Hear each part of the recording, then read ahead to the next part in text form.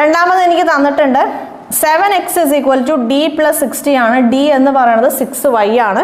So 6y plus 60 എന്ന് കിട്ടും. ഞാൻ ഈ y-നെ ഇങ്ങോട്ട് കൊണ്ടുവന്നു. 7x minus 6y is equal to 60. അങ്ങനെ എനിക്ക് രണ്ട് ഇക്വേഷൻസ് കിട്ടി. അപ്പോൾ ഈ രണ്ട് ഇക്വേഷൻസ് വെച്ചിട്ട് എനിക്ക് എന്ത് കാണാൻ പറ്റും? എനിക്ക് എക്സിൻ്റെയും വൈയുടെയും വാല്യൂസ് എനിക്ക് കാണാൻ പറ്റും. നോക്കിക്കോളൂ. 8x minus 5y is equal to 180. 7x minus 6y is equal to 60 ആണ് അല്ലേ?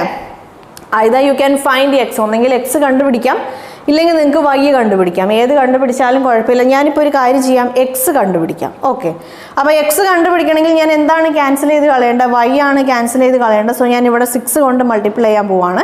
ഇവിടെ ഞാൻ 5 കൊണ്ട് മൾട്ടിപ്ലൈ ചെയ്യാൻ പോവാണ്. അപ്പോൾ 8 into 6 കൊണ്ട് ചെയ്യുമ്പോൾ എനിക്ക് 48x കിട്ടും. ഇവിടെ 30y കിട്ടും.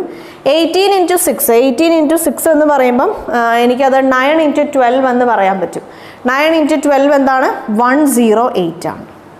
ഓക്കെ, അപ്പോൾ 1080 എന്ന് കിട്ടും. ഇവിടെ ഞാൻ 5 കൊണ്ട് ഞാൻ മൾട്ടിപ്ലൈ ചെയ്യുമ്പോൾ ഇവിടെ എനിക്ക് എന്ത് കിട്ടും? 35x കിട്ടും. ഇവിടെ 30y കിട്ടും. ഇവിടെ എനിക്ക് എന്ത് കിട്ടും? 300 എന്ന് കിട്ടും. ഇവിടെ എന്താ പറയുക, 48 ഇത് രണ്ട് മൈനസ് ചെയ്യണ സമയത്ത് -30y പ്ലസ് 30y ക്യാൻസൽ ആവും. ഇവർ മൈനസ് ചെയ്യുമ്പോൾ എനിക്ക് എന്ത് കിട്ടും? 13x is equal to 780 എന്ന് കിട്ടും. So I got x is equal to 6 എന്ന് കിട്ടി. ക്ലിയർ ആയോ? സോ എനിക്ക് എക്സിൻ്റെ വാല്യൂ എന്ത് കിട്ടി? എനിക്ക് എക്സിൻ്റെ വാല്യൂ 6 എന്ന് കിട്ടി. അപ്പോൾ ഇവിടെ 8 ആണ്. സോ ഇവിടെ എന്താണ്? ഇവിടെ 48 ആണ്, ഇവിടെ 42 ആണ്. അങ്ങനെ എനിക്ക് എന്തിൻ്റെ വാല്യൂ കിട്ടി? എക്സിൻ്റെ വാല്യൂ കിട്ടി.